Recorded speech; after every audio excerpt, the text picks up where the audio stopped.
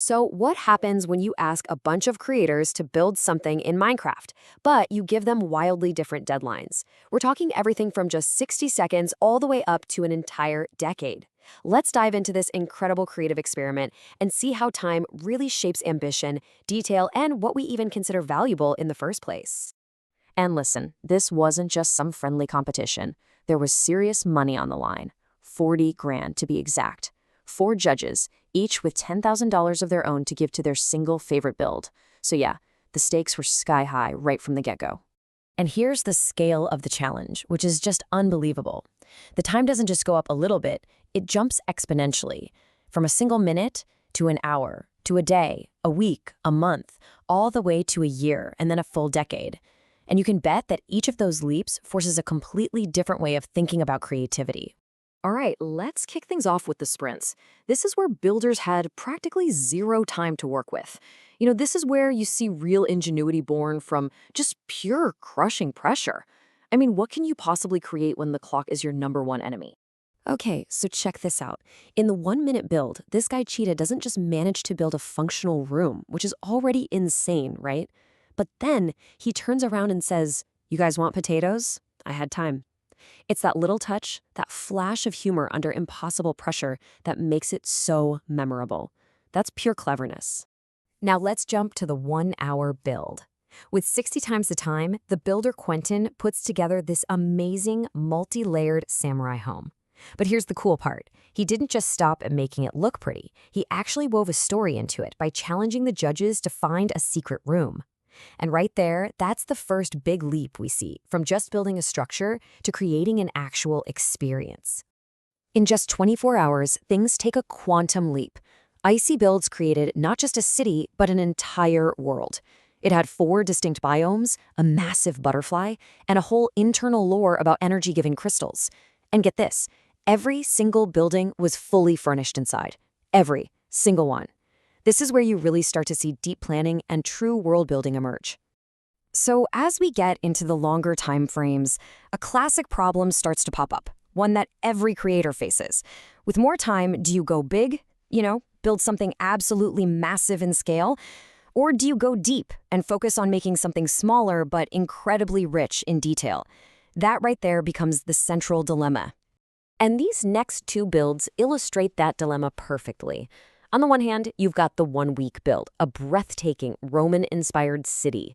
It's a whole civilization you can take in at a glance, with massive colosseums and ships. But, and it's a big but, the buildings are all empty shells.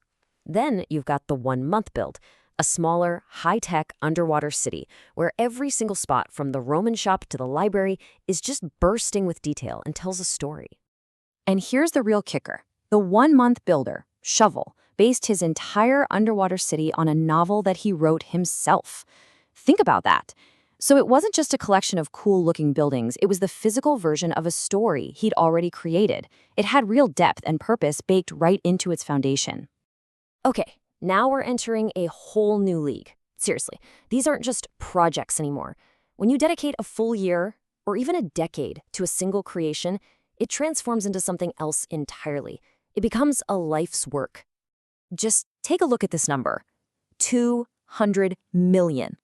That's the number of blocks that went into the 1 year build, this massive kingdom called Osirian.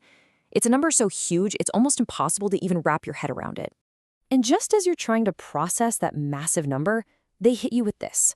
It was all done by one builder, Tim Tenth. This wasn't a team effort. This was one person's singular vision and just relentless, unbelievable dedication over the course of a whole year.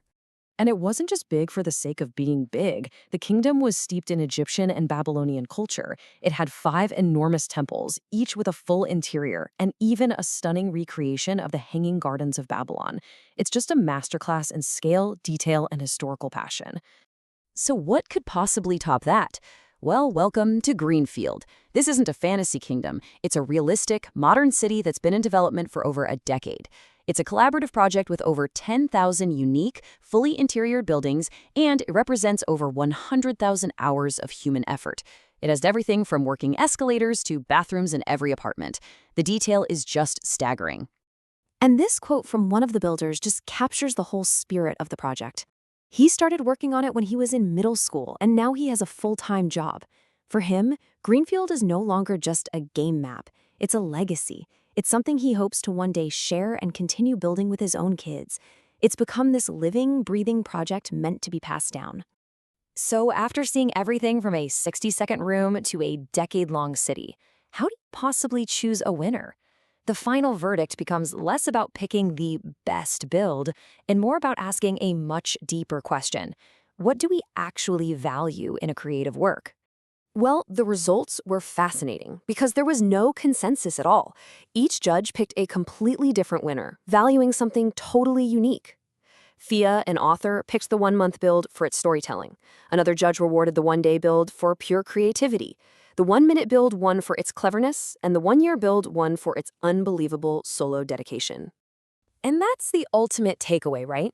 The reason there was no single winner is because there is no single definition of what makes art great. Is it the clever idea that makes you laugh? The beautiful world that sparks your imagination? The deep story that moves you? Or the monumental effort that just inspires awe? The answer is yes. This whole thing leaves us with a final thought to chew on. The challenge was a fascinating look at how constraints can shape creativity. But it really makes you wonder, if time were no object at all, what should we value more? The sheer scale of our ambition or the profound depth of our story?